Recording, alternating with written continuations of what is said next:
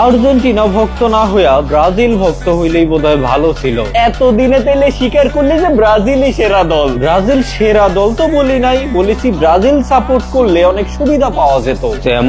যেমন ধর গত 24 বছর ধরে কিন্তু তোদের নতুন করে জার্সি কিনতে হয় না, কিন্তু আমাদেরটা দেখ, গত বিশ্বকাপের জার্সি এই বিশ্বকাপে পড়তে পারতেছি না কারণ স্টার একটা বেড়ে গেছে।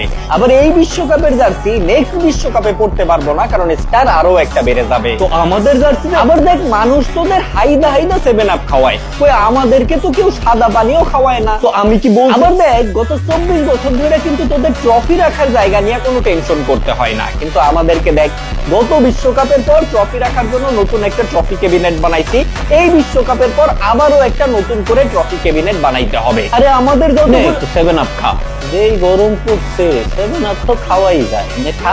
7 আপ